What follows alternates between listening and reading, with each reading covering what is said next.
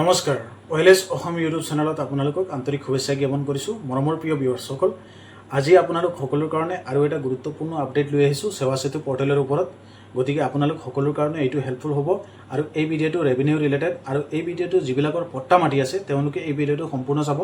পট্টা মাটি থকা সকলোৰ কাৰণে এই ভিডিঅ'টো অতি গুৰুত্বপূৰ্ণ আৰু পট্টাৰ মাটিত যিবিলাকত পট্টাৰ নাম ভুল আছে তেওঁলোক সকলোৰ কাৰণে এই ভিডিঅ'টো ইম্পৰ্টেণ্ট। গতিকে যদি আপোনালোকৰ পট্টাত নাম আছে, পট্টাত নাম থকাৰ পিছত পট্টাৰ নামটো ভুল হৈ আছে, তেতিয়াহ'লে আপোনালোকে এই ভিডিঅ'টো চাব, নহ'লে আপোনালোকে ভিডিঅ'টো স্কিপ কৰি চাব নালাগে, কাৰণ আপোনালোকৰ সময় নষ্ট হ'ব। মই আপোনালোকৰ সময় নষ্ট কৰিব নিবিচাৰোঁ। গতিকে গাইজ, এতিয়া আপোনালোকৰ যিবিলাকৰ পট্টাৰ নাম ভুল হৈ আছে তেওঁলোক সকলোৰ কাৰণে CSC অন্তৰ্গত বা সেৱা সেতু পৰ্টেল যিটো, সেইটো পৰ্টেলৰ অন্তৰ্গত আপোনালোক সকলোৰ কাৰণে অসম চৰকাৰৰ ফালৰ পৰা এটা ধুনীয়া আৰু ইম্পৰ্টেণ্ট ছাৰ্ভিচ মুকলি কৰা হৈছে, যিটো পূৰ্বৰ পৰাও সেইটো আছে এভেইলেবল, কিন্তু কিছুমানে এই বস্তুটো নাজানে। সেইকাৰণে মই আকৌ এই ভিডিঅ'টো বনাবলগীয়া হৈছে, কাৰণ মোলৈ কিছুমানে কমেণ্টো এই বিষয়ে কৰিছিল। এতিয়া মই আপোনালোক সকলোকে হাইলাইট কৰি দিব বিচাৰিছোঁ, ৰেভিনিউ এণ্ড ডিজাষ্টাৰ মেনেজমেণ্টৰ অন্তৰ্গত ডিপাৰ্টমেণ্টৰ অন্তৰ্গত ছাৰ্ভিচত গৈ পেলাই আপোনালোকে চাৰ্চ কৰিলে পাই যাব নেম কাৰেকশ্যন। তাতে নেম কাৰেকশ্যনত আপোনালোকৰ গাইডলাইন থাকিব, ষ্টাৰ মাৰ্ক থকা যিবিলাক বিষয় আছে সেইখিনি আপোনালোকে ফিল আপ কৰিব লাগিব। আৰু the size of documents uploaded at the time of application submitted should be exist 2 MB, এইটো 2 MB তলত হ'ব লাগে বুলি সেইখিনি জনাইছে।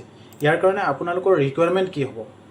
এই যিটো নেম কাৰেকশ্যনৰ কামখিনি কৰিবলৈ যাওঁতে আপোনালোকৰ ৰিকুৱাৰমেণ্ট, প্ৰয়োজনীয় ডকুমেণ্ট পাতিখিনি কি লাগিব সেইখিনি আপোনালোকক দেখুৱাব বিচাৰিছোঁ।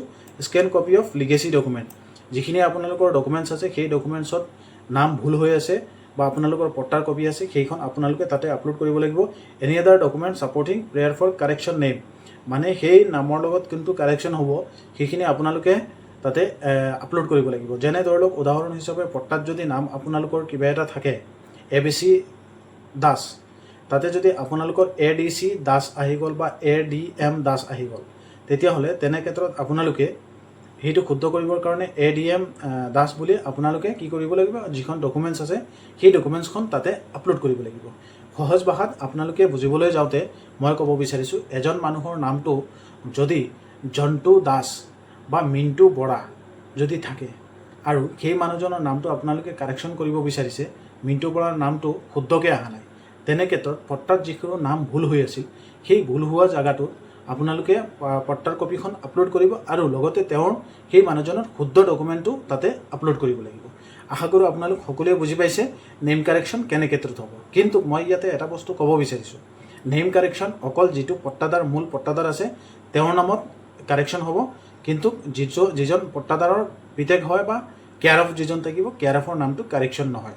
গতিকে পট্টাদাৰৰ মূল নামটো আপোনালোকে কাৰেকশ্যন কৰিব পাৰিব। যদি কাৰোবাৰ মূল নামটো ভুল হৈ আছিল, তেনে ক্ষেত্ৰত আপোনালোকে এই কামখিনি কৰিব পাৰিব। আশা কৰোঁ আপোনালোক সকলোৱে বুজি পাইছে যে নেম কাৰেকশ্যনৰ ক্ষেত্ৰত কি কি নথিপত্ৰৰ প্ৰয়োজন হ'ব আৰু কেনেকৈ এপ্লাই কৰিব লাগিব, সেইখিনি আপোনালোকে সম্পূৰ্ণ বুজি পাইছে। এতিয়া এপ্লাই কৰাৰ প্ৰচেছখিনি মই আপোনালোকক চিম্পল কৰি দিব বিচাৰিছোঁ। পৰ্টেলটো মই আপোনালোকক দেখুৱাইছোঁ, সেইটো আপোনালোকে নিজে CSCৰ পৰা লগ ইন কৰি ল'ব। লগ ইন কৰাৰ পিছত মই আপোনালোকক দেখুৱাম। লগ ইন কৰাৰ পিছত আপোনালোকে তাতে আধাৰ দি পেলাই KYC কৰিব। KYC কৰাৰ পিছত আপোনালোকে কি কৰিব লাগিব, তাতে নিজৰ আধাৰ কাৰ্ড দি KYC কৰাৰ পিছত ডিটেইলছখিনি আহিব, নেম আৰু পট্টা নম্বৰ এণ্টাৰ কৰিব। কৰাৰ পিছত আপোনালোকৰ পট্টাদাৰৰ নামটো আহিব, তাতে তাৰ তলত আপোনালোকে নিজৰ শুদ্ধ নাম যিটো আছে সেই শুদ্ধ নামটো তাতে লিখিব লাগিব আৰু ডকুমেণ্টছ যিখিনি কোৱা মতে সেইখিনি আপলোড কৰিব লাগিব।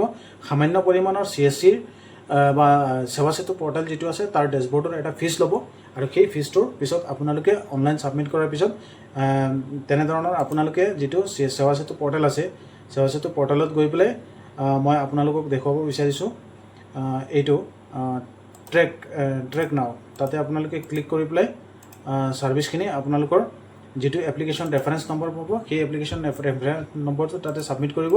ছাবমিট কৰাৰ পিছত আপোনালোকে ঘৰত বহি পেলাই ষ্টেটাছখিনি চাব পাৰিব। সেই ছিষ্টেমতে যিটো পট্টাৰ মাটি আছে, পট্টাৰ মাটিত যদি আপোনালোকৰ নামটো ভুল হৈ আছে, তেনে ক্ষেত্ৰত আপোনালোকে শুদ্ধ কৰিব পাৰিব। আশা কৰোঁ ৰেভিনিউৰ এই যিটো প্ৰব্লেম আছিল সেই প্ৰব্লেমটোৰ আপোনালোকৰ এই ৱেবছাইটটোৰ যোগেদি, এই যিটো সেৱা আছে এই সেৱাৰ যোগেদি আপোনালোকৰ প্ৰব্লেমটো ছল্ভ হৈ যাব পাৰে। তো যদি আপোনাৰ এই ভিডিঅ'টো ইনফৰ্মেটিভ লাগিছে, কাৰেক্ট লাগিছে, তেতিয়াহ'লে আপোনালোকে এই ভিডিঅ'টো শ্বেয়াৰ কৰিবা। যদি এনেধৰণৰ কোনো বন্ধুবৰ্গ থাকে বা তেওঁ কিবা ইণ্টাৰনেটত চাৰ্চ কৰি আছিল এই বিষয় লৈ পেলাই, আপোনালোক সকলোৰ কাৰণে মই এই ভিডিঅ'টো প্ৰস্তুত কৰিছোঁ। আশা কৰোঁ আজিৰ এই ভিডিঅ'টোত আপোনালোক সকলোৱে অলপ পৰিমাণে হ'লেও বুজিব পাৰিছে বিষয়খিনি বা জানিব পাৰিছে। ধন্যবাদ জ্ঞাপন কৰিছোঁ। আৰু এটা নেক্সট ইম্পৰ্টেণ্ট আপডেট লৈ আহিম আপোনালোক সকলোৰ কাৰণে ভিডিঅ'ৰ যোগেদি। আৰু যদি ভাল লাগে OLS অসম ইউটিউব চেনেলটো ছাবস্ক্ৰাইব কৰি ৰাখিবা ইউনিক আৰু ইম্পৰ্টেণ্ট আপডেটবিলাক চাবৰ কাৰণে। ধন্যবাদ জ্ঞাপন কৰিছোঁ সকলোকে। Thank U.